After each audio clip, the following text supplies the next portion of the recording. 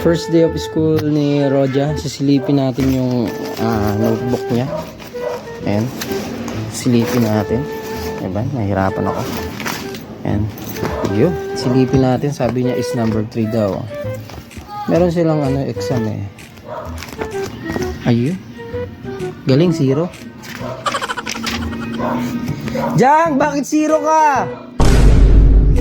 Number 5. Ano to? 1 lang yung mali. 4. Okay, ayos. Naka 4 ka. Sa number 3, 0 ka ha? Ito, number 4 ka. Dito. Ito. Bakit 0 ka dyan? Bakit na 0 ka? Ito kasi itong BNE. Pinagpalit mo? Bakit? Ang alin? Bakit pinagpalit mo? Nagkamali. Ikala ko tama. Akala mo tama pero mali. Sige.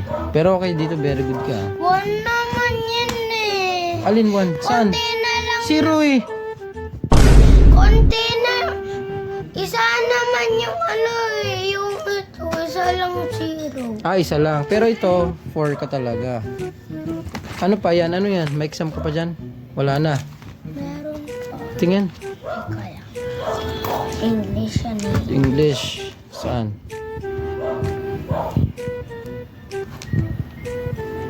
Tingin. Ito lang yan. Wow!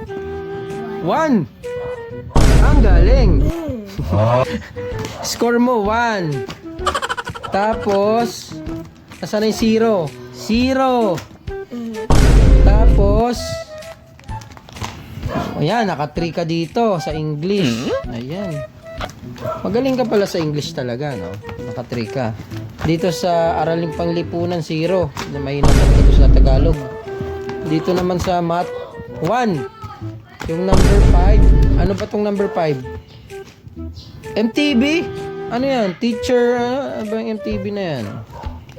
Ayan, naka 4. Naka 4. Ang galing ah. Galing, galing. Ano pa? Check natin yung mga notebook. Wala na, yan na. Okay, very good. Ligpitin mo na. Ikaw na. Ikaw yung